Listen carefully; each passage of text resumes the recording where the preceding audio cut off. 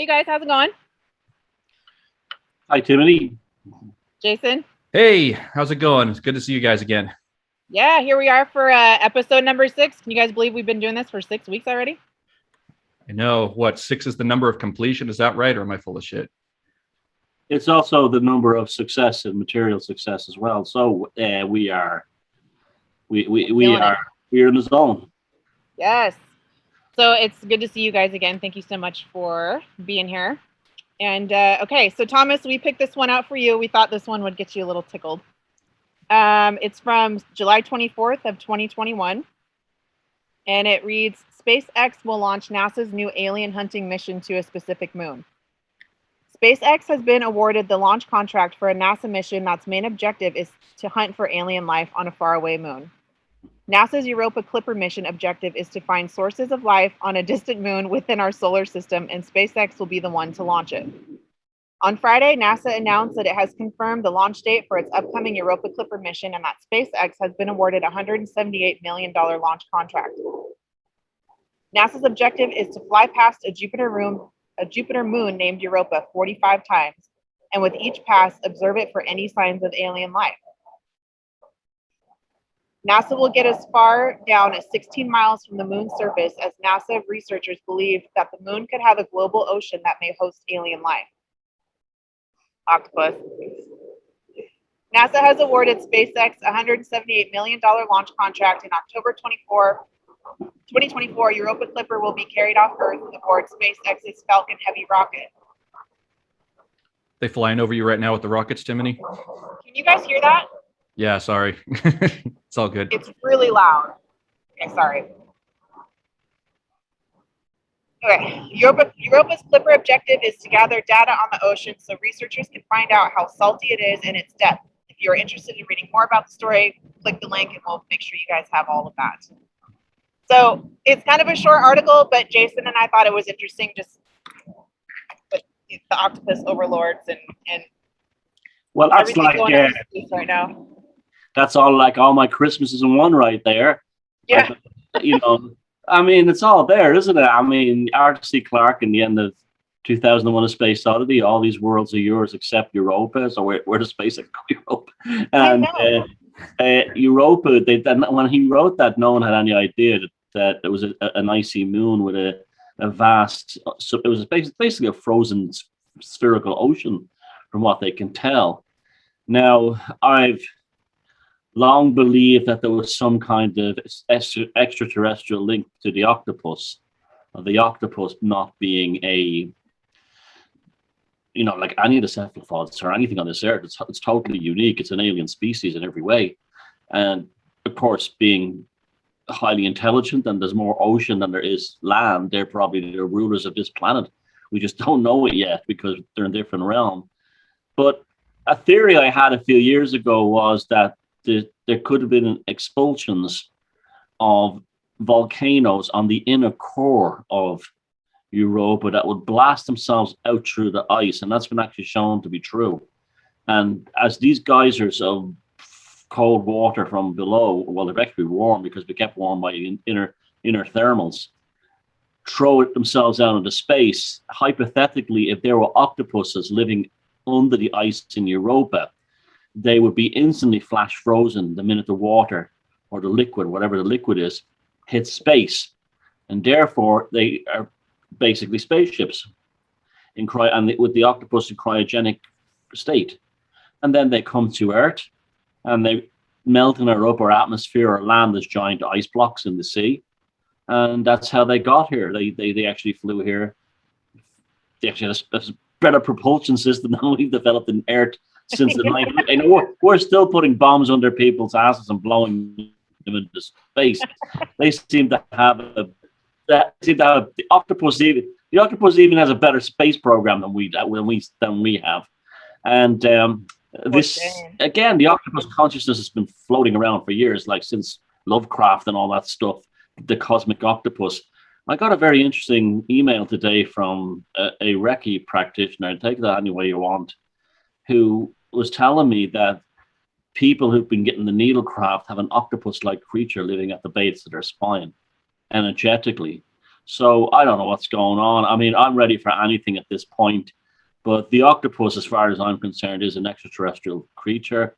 And the most plausible way is my theory that it was blown out of the inner oceans of Europa. Now, SpaceX going there is kind of interesting. It reminds me of like the film Alien, where you have like this commercial freighter going to a foreign planet, to look for some kind of life that can use for the company.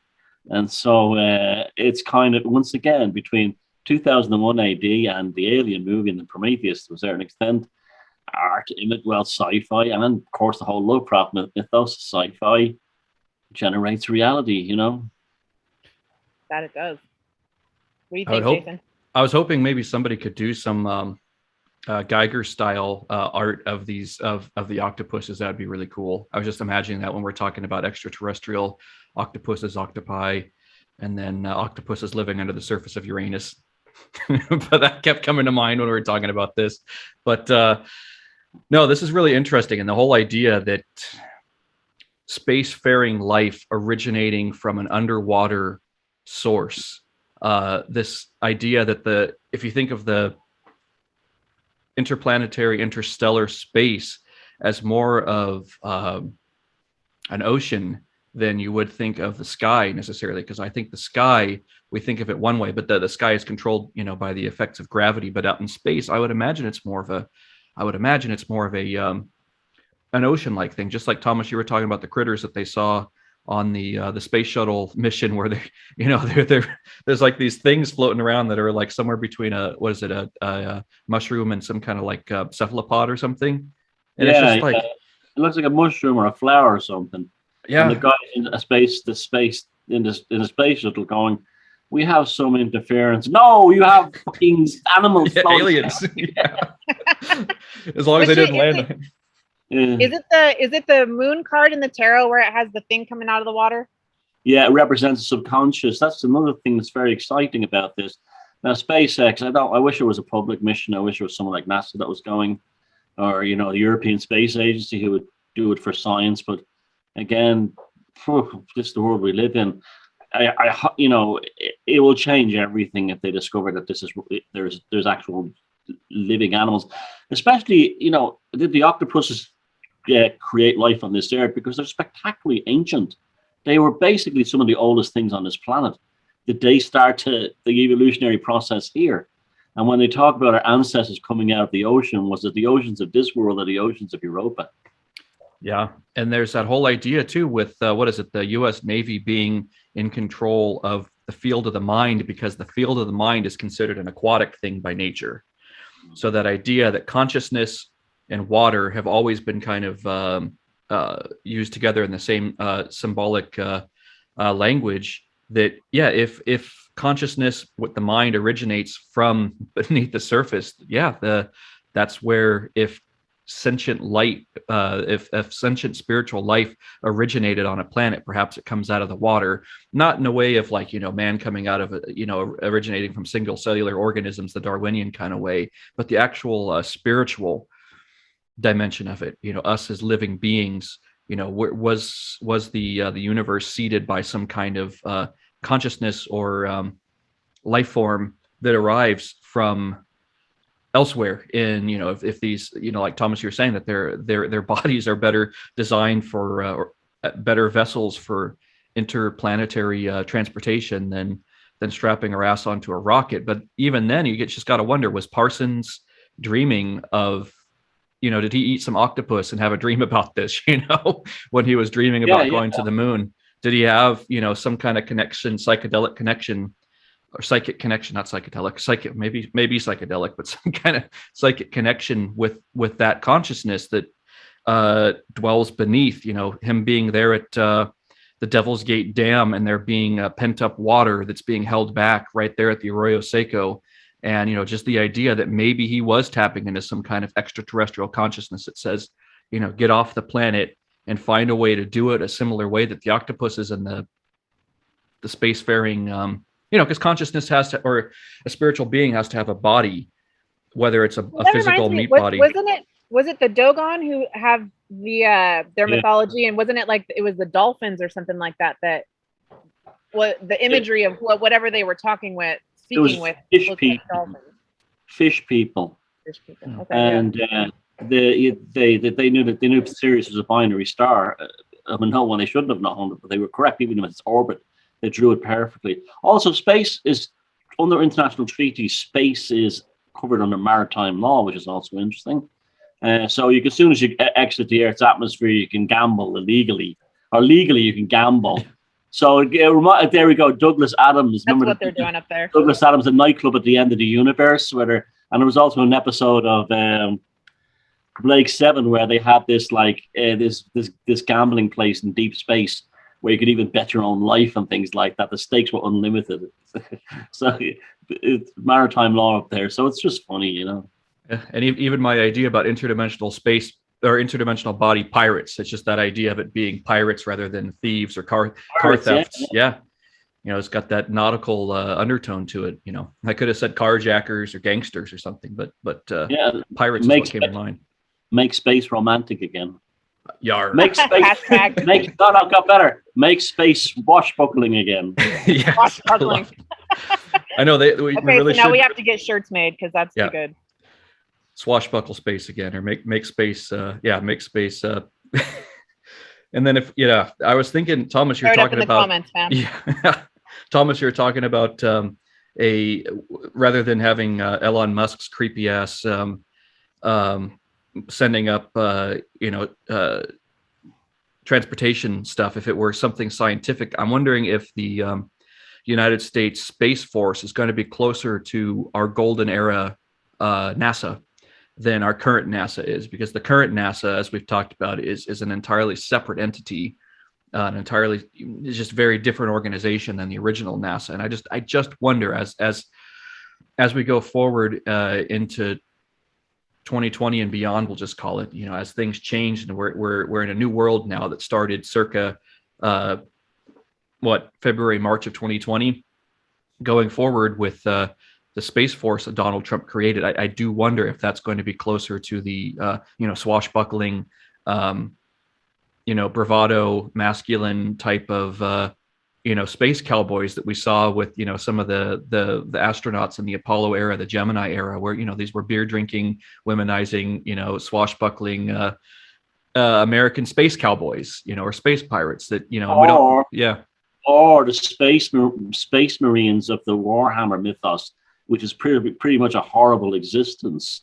Yeah. And Marines again, space Marines, here we go again. It's just like this. If the Space Marines of the Warhammer mythos, their existences are pretty atrocious. They literally just exist to kill until their time is up. So it's all happening now, isn't it? Mm-hmm. And then even wasn't it in the Alien stories that they were Space Marines too, right? Or Colonial Marines or something? Yeah, no, Space number 2. Mm-hmm. That's a very funny scene in that film. The best part of that film, I'm a badass, I'm not afraid.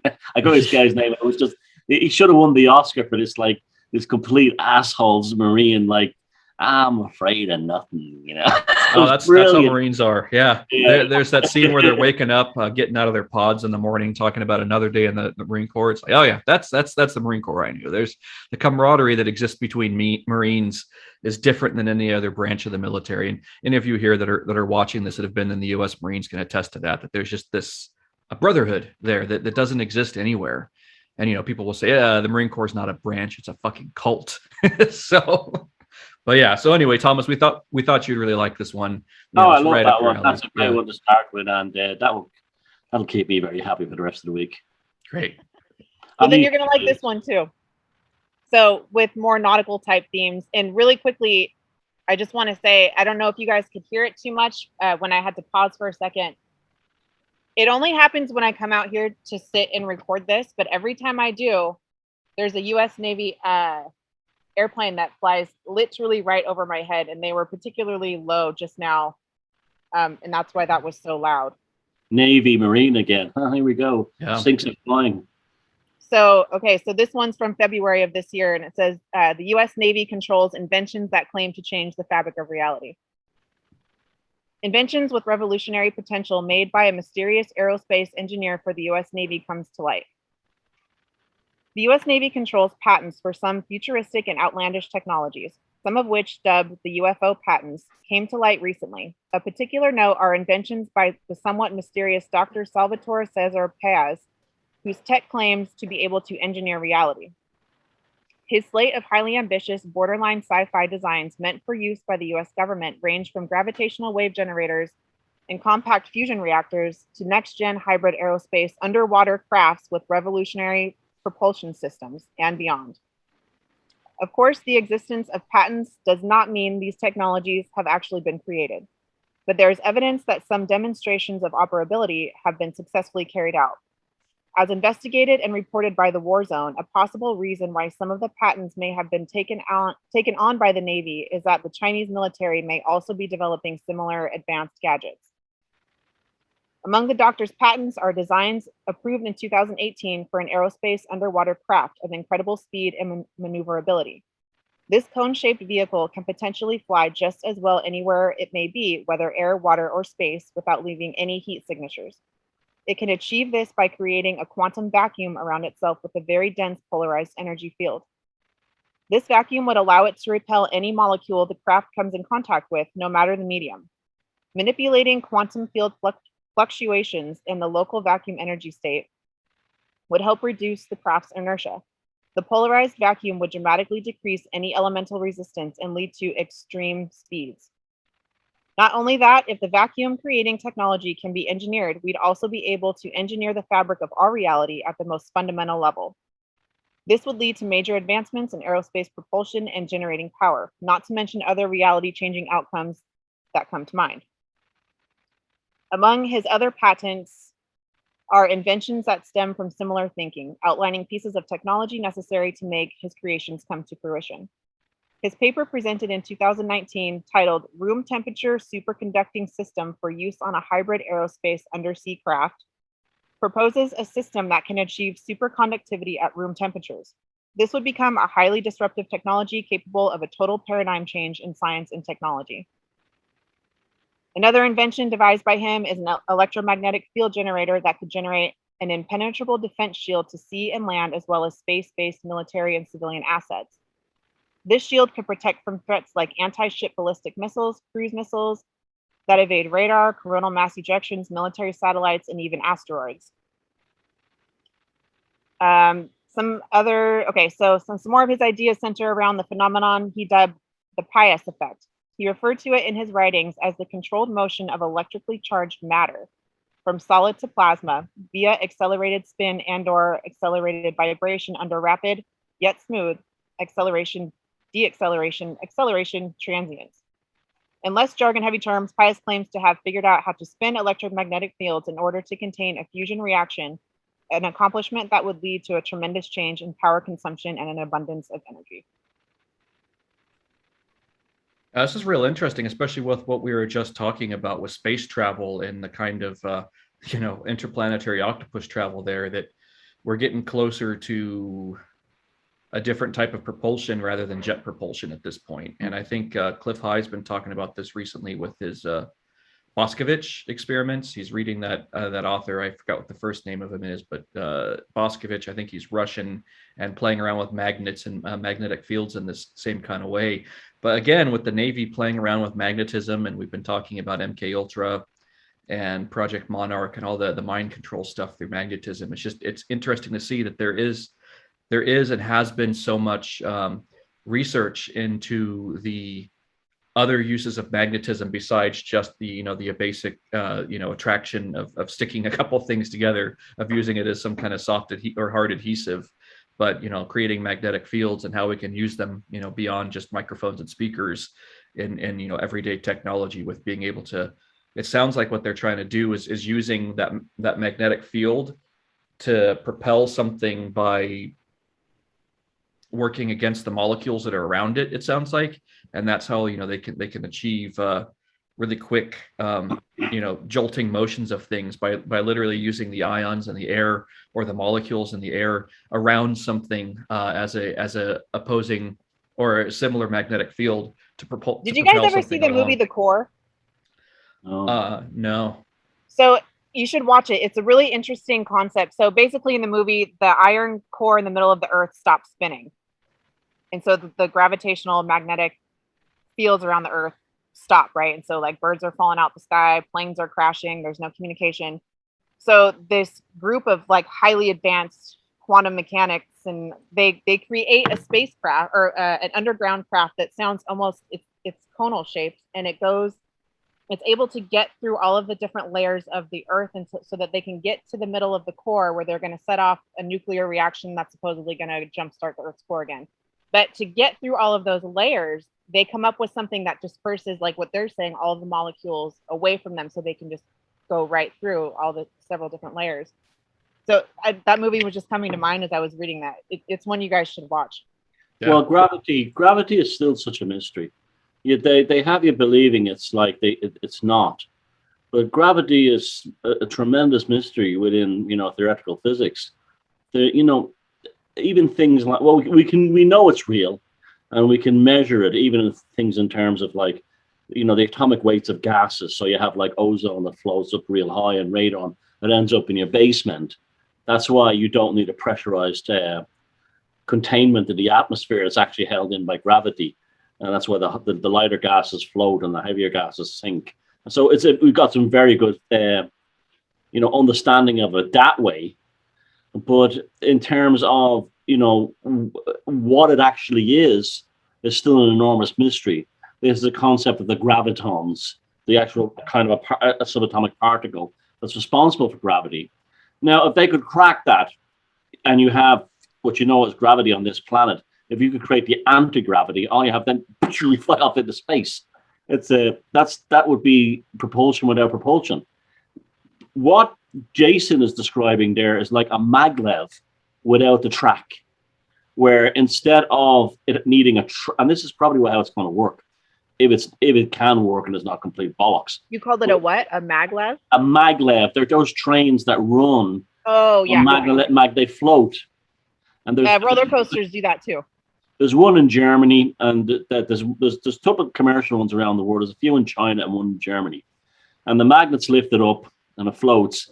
And then by constantly changing the polarity of the magnet, you can propel them forward, negative, positive, negative, positive, negative. And it goes faster by changing the speed of the negative, positive, quicker as you go along.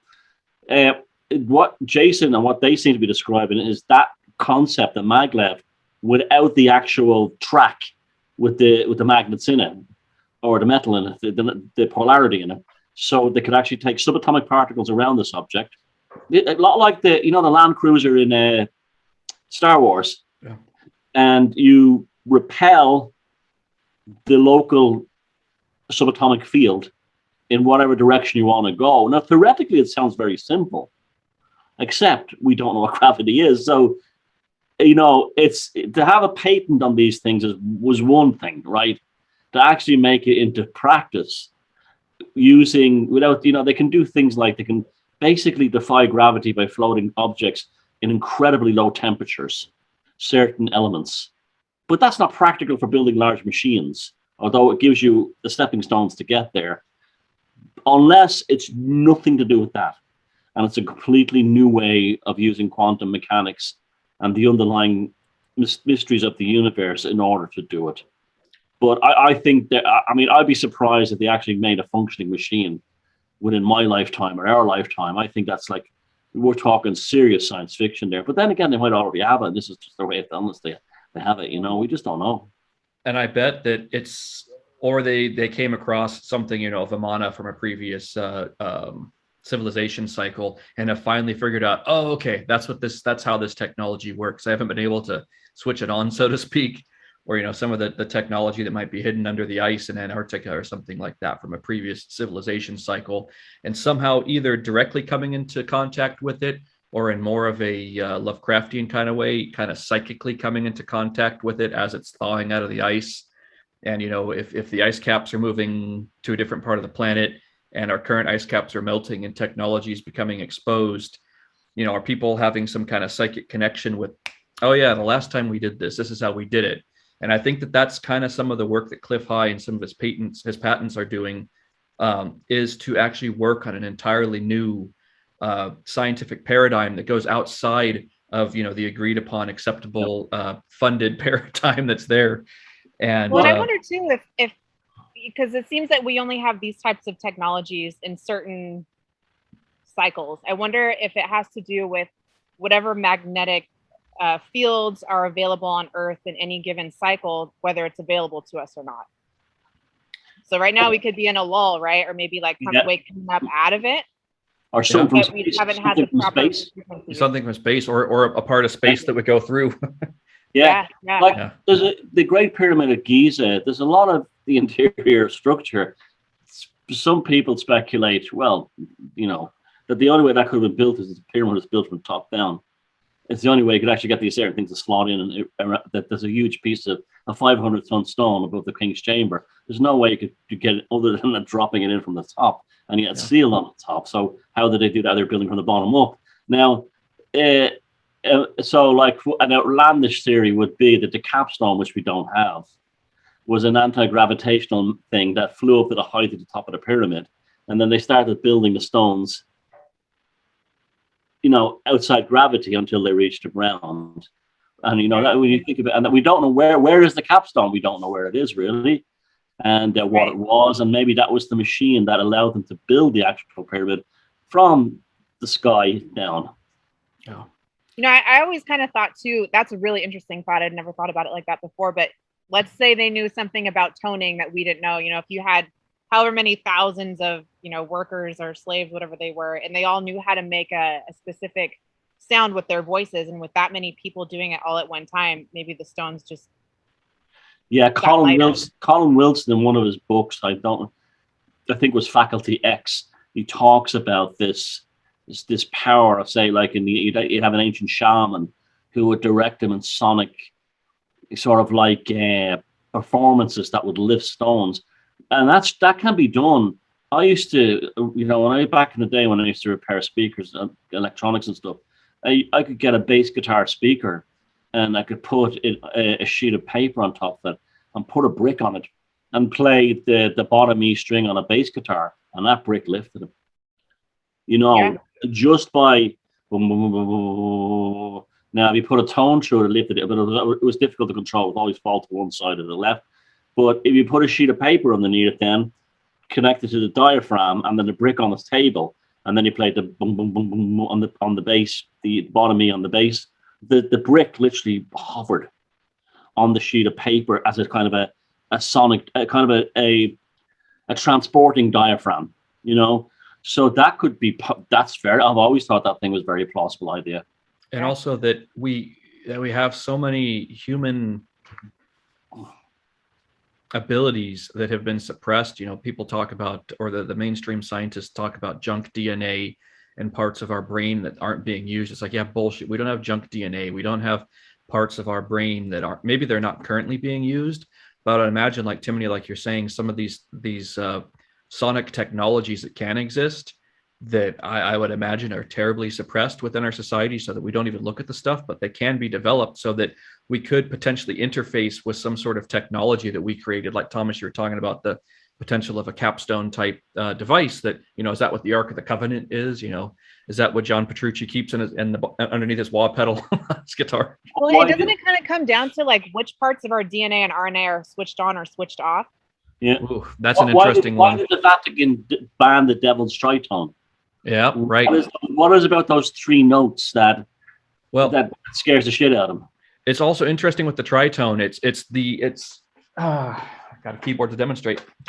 When you divide an octave, I'm doing this backwards. Here's a C, and then here's a C.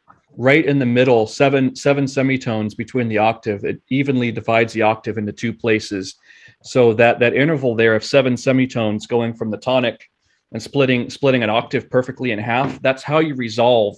You move that tritone down to modulate into the next key.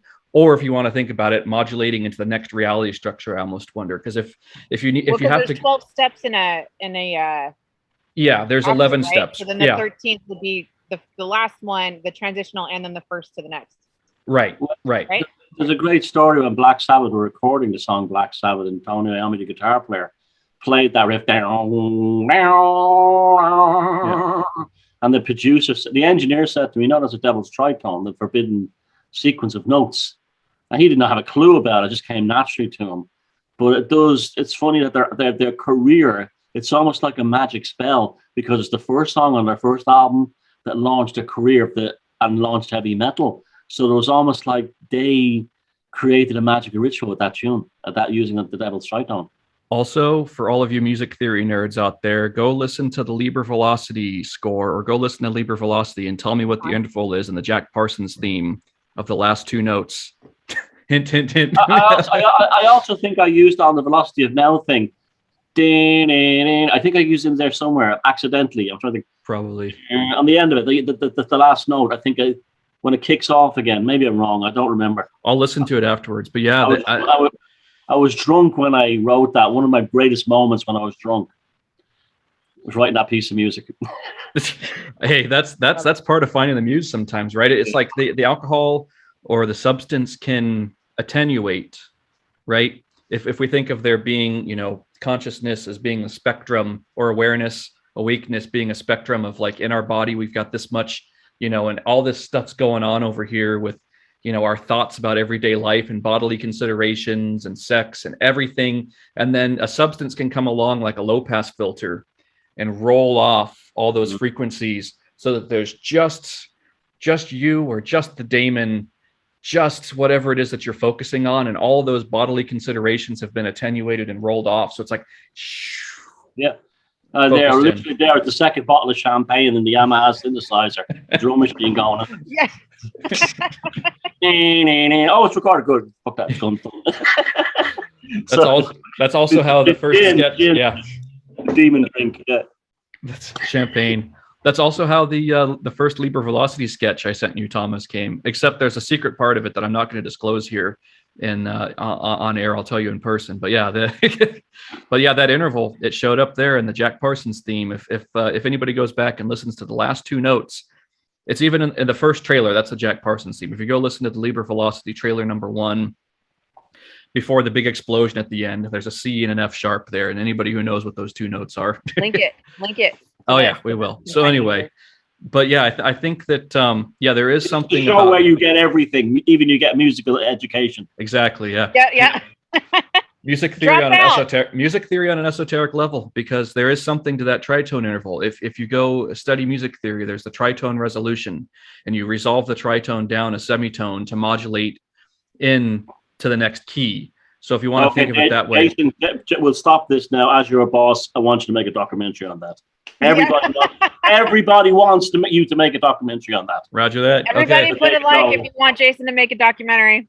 And everybody's been wanting me to play the fucking tuba in the background. I know you guys will have a chance to hear that in one of our next upcoming films. But yeah.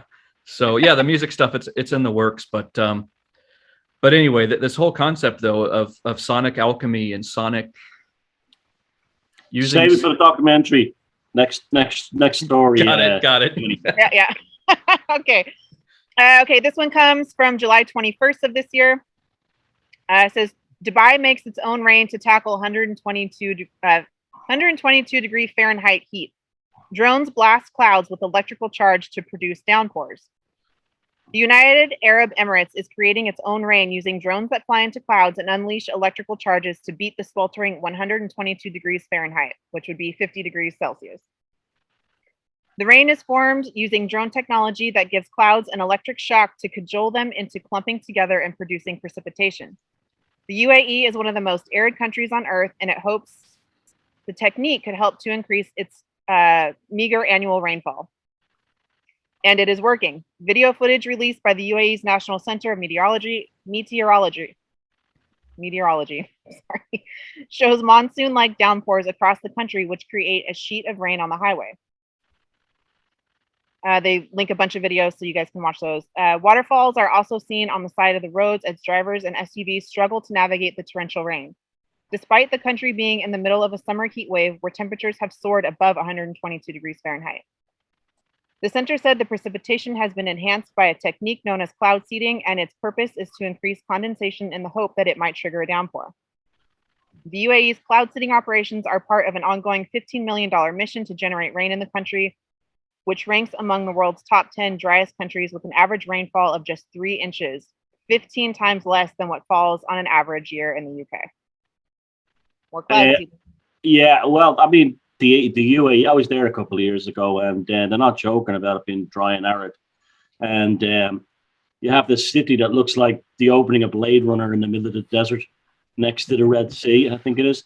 And it's really bizarre. It's just a bizarre place in general. I watched Blade Runner last night. You fly across this Arabian desert, and it's hard to, this thing is just bigger than Europe. It's hard to even comprehend that much aridness. However, I do wonder if the UAE and Dubai we're really talking about, that's where it'll all be going anyway. There's nothing else in the rest of that country. How is that affecting global weather? You know, think about it. A very dry spot, right? And you suddenly fill it full of rain. They get into agriculture and all these things. Right now, it's not irrigation. It's actual mechanized rain. How will that affect the climate in the entire Gulf? It has to. We're a closed biosystem, and you can't affect one thing without affecting the rest of it eventually. Yeah, and like that if you look at the Red Sea, it's a long strip, and then it's the end of you have the Gulf at the end. An Ian Malcolm quote we need to do here with when he's talking about chaos and using Ellie Sattler's hand with a drip of water, saying, if you move a butterfly effect. Yeah, the butterfly effect. But yeah, but see, it's like these countries don't, that we hear all about like international agreements and climate change and stuff like that. This to me seems incredibly drastic for one country to do this, especially in that area where the whole thing is dry, and it just shows how they're unbelievably ambitious there, and they have more money than sense. What if they created some kind of climatic disaster where it didn't stop raining or something like that, and the whole of the Gulf the whole of Dubai was washed into the sea? Or what if not just their climate gets fucked, but they end up fucking the rest of us with all these weird ass storms that we're seeing with Germany. What we posted last week, was that last week that we did that one? Yeah. And all of that kind of stuff going on with these crazy downpours of rivers and the sky opening up. But it reminds me of that theory about the Sphinx too. Like, there's no fucking way that it's whatever they say 5,000 years old. Either it's 250,000 years old, or there was torrential rainfall in that basin for like over 1,000 years. So maybe they, right. I'm just saying. Yeah, right. No. I'm calling bullshit on them, not you. I'm just, you know what I mean? Like, what if something like that, they triggered a torrential rainfall for 1,000 years? No, I'm not calling bullshit on you. I'm just calling bullshit on that theory that it rained for that the mainstream scientists said that the only way the Sphinx could have been eroded is if it had been raining. No, it was, I think, as I've said before, it was underwater, like, or something melted it like that. But you can look at those photos of it in the early 20th century and late 19th century, where it's sitting under, where basically just the head and shoulders are sticking up out of the ground, and they just start to excavate it. And before they rebuilt it, it looked like it had been rebuilt at least once before. And then they found all those other stones to make it look the way that it looks now. But that thing is terribly weathered. And that's not, where's the rest of the erosion in Egypt to show that it rained for 12,000 years or 1,000 years or whatever they said? Like, you would think that the soil around it too would become liquefied, right? And the whole Sphinx might have just floated away. If it had rained that much, the whole kitty would have floated down the Nile into some other place. But that'd have been a hell of a thing to see with your morning. Yeah, well, there goes the Sphinx. Yeah. Shit, not again. Maybe Dubai will destroy the world. This is how it happens. Yeah. That's how this civilization ends. Dubai, some sheik wants, to grow mangoes in his backyard and destroys the planet. Yeah, and isn't this kind of starting to look like the Mahabharata or the Bhagavad Gita? Bhagavad Gita. Sorry, yeah. I gotta go study my Sanskrit. All right, well, I think now is a good time to give the floor to Thomas with the psychic weather. Is it bad? Is it great? Are you happy? Are you irate? The weekend psychic weather.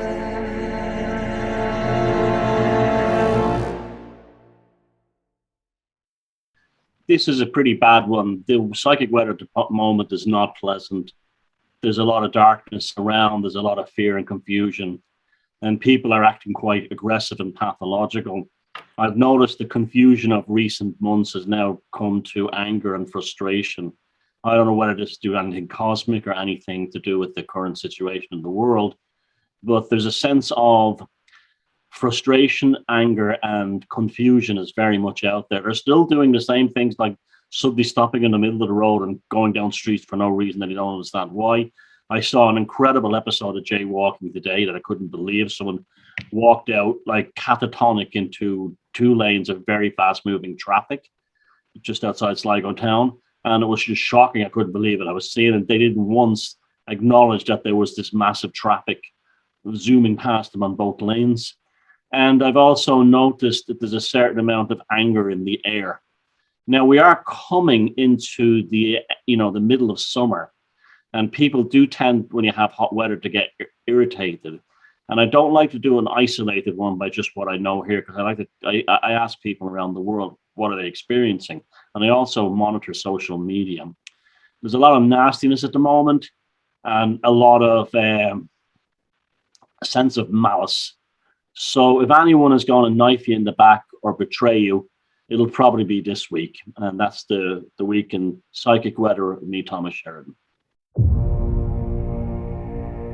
Is it bad? Is it great? Are you happy? Are you irate? The week in psychic weather.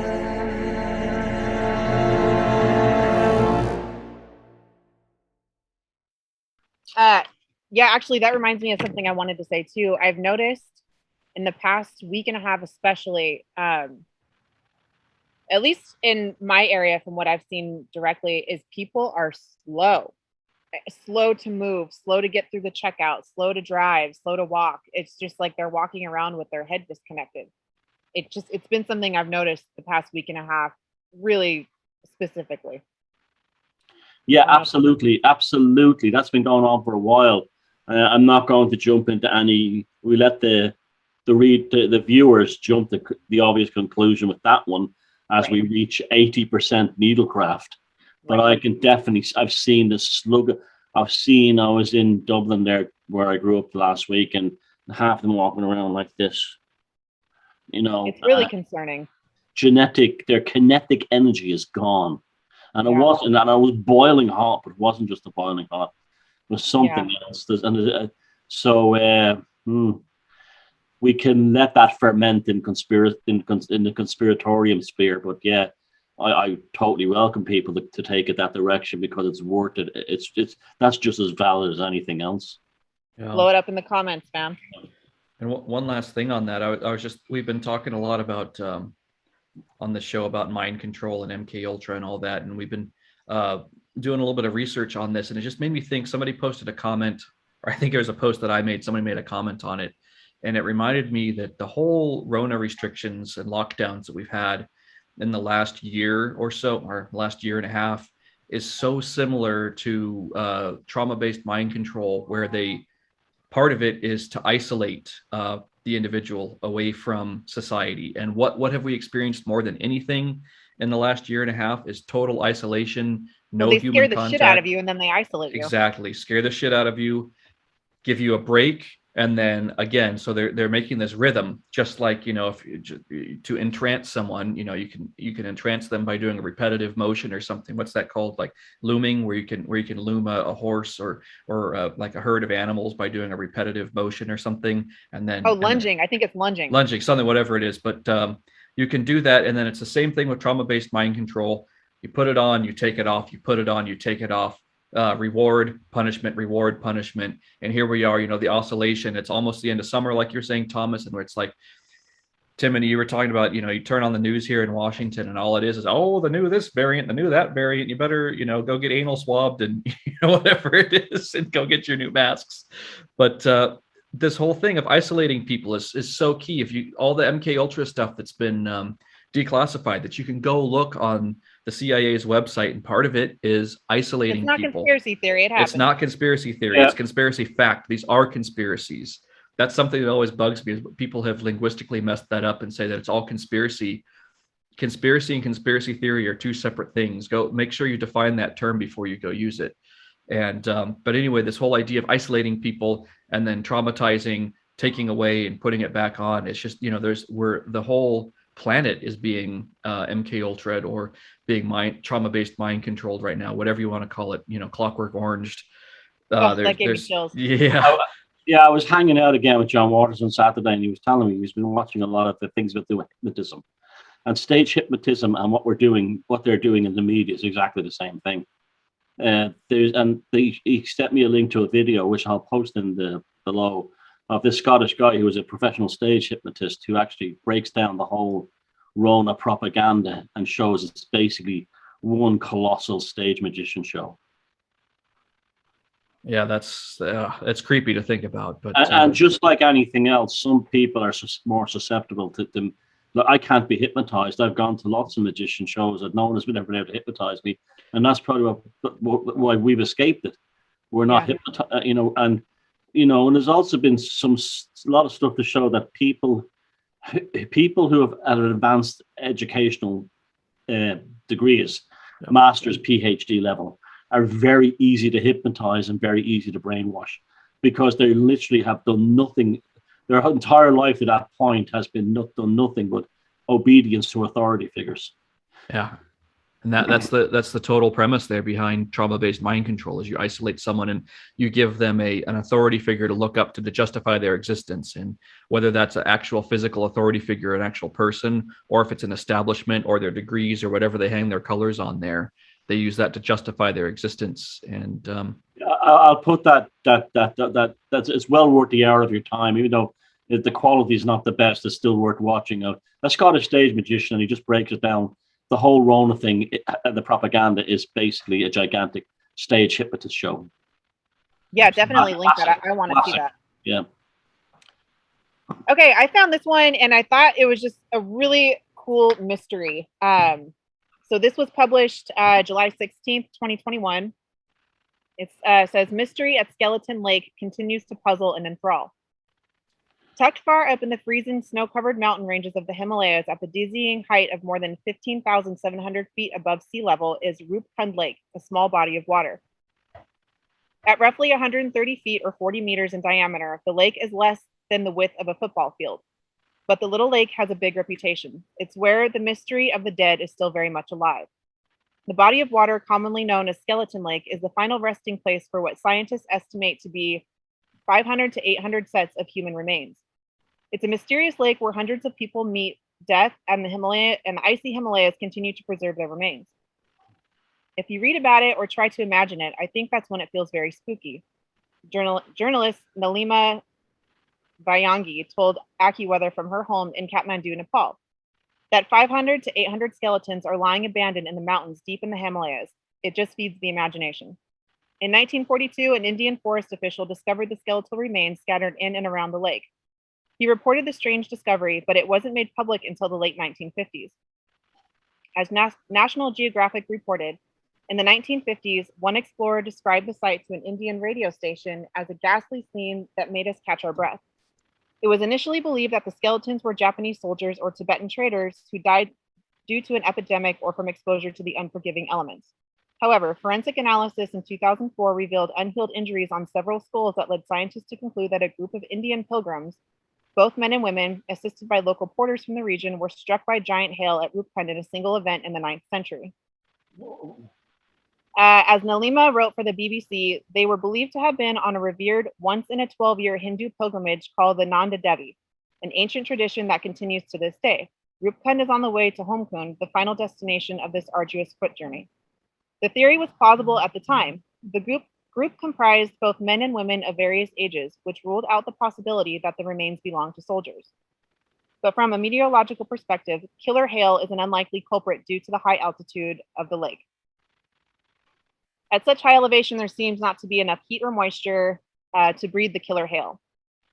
He didn't completely rule out the possibility, given that this is an event that took place more than 1,000 years ago, but generally the conditions at a location as far above sea level as Rupkund Lake would limit repeated freeze-thaw, wet-freeze cycles necessary to produce large hail. Okay, so Valangi completed the trek that leads past Rupkund Lake in September 2009. At the time, she was excited about hiking so high in the Himalayas. You have to be reasonably fit, and then she gives all the the meters and how high up it is. Okay, she was with a large group when she first set eyes on Skeleton Lake. She said before the group arrived, her guide had told them the most popular story behind the human remains. Pilgrims were caught in a huge hailstorm and perished. It was very freezing and it was very cold, but once the sun is up, it's like a nice ski day. It's just that early in the morning when you're walking around in the dark is when it's really cold and very miserable. We saw some skulls and the leg bones and big arm bones and all these things just piled up. She just goes on to talk about more of what they saw. Okay, so here's where it gets really interesting. A year after Valongi's trek, the first ancient human genome was sequenced, revolutionizing research into the past. The cold case of Rupkun Lake was heating up. Bone samples from 38 skeletal remains were sent to labs around the world for full genomic analysis. The results of the 5-year-long study published in 2019 were stunning. The new study revealed that 38 skeletons belonged to 3 genetically distinct groups and were deposited at the lake during multiple events over a 1,000-year period. The new results showed that there were 23 people with South Asian ancestry, but they died during one or several events between the 7th and 9th centuries AD. Incredibly, the study revealed another group of 14 victims that died there 1,000 years later, most likely during a single event in the 19th century. Furthermore, this group had a genetic ancestry tied to the Mediterranean, specifically Greece and Crete. Now we see people died in multiple events between the 7th and 10th century, and someone else died in the 18th or 19th. So now we don't know exactly what happened at all. The discovery of Mediterranean migrants in India is particularly surprising. There's no historical evidence or explanation for who these people were or what they were doing deep in the Himalayas. The year 1800 is not that long ago. People would remember if something unusual like that happened. It would have been passed down in oral history, or it must be there in the collective memory of locals because it's a pretty remote place. So if a foreign-looking group of people came there and they all perished in the mountains, it seems highly unlikely that nobody would know or remember such a bizarre incident. Basically, they just go on to say, it's quite a long article, but there was a couple of events that happened where a large group of people just suddenly perished all at this same location. And some of them weren't even from the area at all and had no real reason for being there. So I just thought the mystery was really interesting. I don't even know where to begin with that one. I know. That's the most bizarre. So people from Greece in the 1800s were found, a large group of them were found dead in the same spot where previous ethnic groups or migrations or whatever had been found in the same. I mean, that sounds, it's like some kind of weather portal, or they were. Yeah, and they all died at one time. Like the fish. Off. A school of fish is swept up in the ocean and lands in a street somewhere in America. It's like a bunch of Greek people were swept up off an island and were deposited in the Himalayas. That's like the only thing that makes sense to me in all this. That is truly the strangest story I've heard in a. Just like your fish comment a few weeks ago, Thomas, about the psychic weather and having a dream about fish, right? Yeah, but I can't even begin to even figure that one out. No, I found this one and I was just baffled by it. It's so bizarre and so strange. What immediately jumps out at me about this is this idea that when we do have these cataclysmic cycles with polarity change on the Earth, that there's always the small meteors that come through, meteorites, meteors, comets, debris, basically coming out of space. And they say hail, which, yes, it could be hail, but what if this is, a bunch of people are going about their everyday life and then suddenly they just get rained down upon them from a bunch of debris or something? Yeah, or, just tiny little meteors the size of birdshot or something coming through, or even bigger, coming and just totally destroying them. Yeah, like bullets out of the sky, and then they all die. And the idea again too that our history and the way that they've given the time scale and timeline of things and academia, it's never felt right to me about the migratory patterns and everything being fixed into this tight little neat paradigm. That it would make sense that there's always been multi-ethnic, multiracial groups throughout the the entire planet for eons. There are people of every. See, but the thing is, you can carbon date bone quite accurately. Right, and that's what I'm saying. Like, if this was really strange. Right, no one remembers a bunch of Greek guys and women walking through the Himalayas at that lake. It's what? Right. I know. So maybe that does Yeah. prove that Unless theory. Yeah. I can throw one more theory out. We're dealing with some kind of cult that's global and has some kind of sacred belief in this place and brings the bones of their ancestors up there, the cults there. You know the way elephants bring their bones of their ancestors to a certain spot? What if there's some kind of unknown religion we know nothing about, where they're global, they're underground, and then they bring all their bones to this one spot in the Himalayas? And just, I mean, But yeah, I mean, this is that's just so what makes the mystery so interesting, is you could come up with anything. yeah. Or there's a global. I'm baffled. I'm baffled. Yeah, 100%. Or there's a global cult that fixes our history to say that no, all the genetic groups started here and they never moved around until the Industrial Revolution time frame. Yeah, true. Yeah. You know, if you say, the thing that gets me is that over 1,000-year period, these different groups showed up as carbon dated as different. Yeah. It's like, or there's a compulsion for certain. But how come the locals didn't see all these Greek people coming through? You know, they would have noticed them. You know, the Tibetan people would have noticed a bunch of Greek people, no problem. Well, and those cultures have very strong oral histories. You know, they remember things back and back and back and back. So it's just weird that they don't have a record of it. Or that and they've very good written history. I mean, the oldest books in the world are all in Indian and Tibetan. Written and oral history. They've got it down. They keep their records. And that's certainly one that will keep us going forever. That one. Yeah. All right, you guys. Thank you so much for spending your time, all of us together again today. I do want to let everybody watching this know really quickly. Tomorrow, Thomas and Jason are going to be interviewing Steve Hughes. He is a very famous Australian comedian. He's a stand-up comic, and he's also a kind of a bit of a legend in the Australian heavy metal scene. But he's a huge star in this part of the world, like BBC and everything. So he's our first celebrity. So I'll be brushing my teeth for that one. Awesome. That'll be awesome. I'm excited for you guys. I've never heard of him, so that'll be cool for me to watch that and learn about a new artist I haven't heard before. Looking forward to it. You guys, any final thoughts, questions, comments, well wishes? I wanted to say just quickly, thanks everybody for watching. This has been fantastic, and it's been we came in here not knowing our arse from our elbows, so I think it's working out quite well. I figured out where my elbow is. Yeah. So you know, it's been great. I just I'm glad that there's a diversity of stories that we're bringing to you. It's been brilliant, and Timony, you've done a great job. And thank you. Jason is going to apparently has a secret plan to up the ante to become the George Martin of this show, or meets TV producer. So I'm excited to see how technically it develops. Watch this space. Yeah. Yes. Yeah. We're gonna have some new stuff coming at you here soon. Oh no, that's what I was gonna say. Exactly that. We have a new surprise coming for you. Timothy mentioned it last week, but we'll have it for you here real soon with the live stream where you can all watch this in real time. Yeah, and hopefully we'll have some kind of live chat open so people can have their commentary going or something like that. And there might not be a Week in Strange either next week or the week after, because all three of us are involved in filmmaking projects for the channel. So logistically, we're traveling. So if we can find a way to meet up, you know, but if we're not here, it's not because we're all been found at a lake in Tibet. It's look for us there first, though.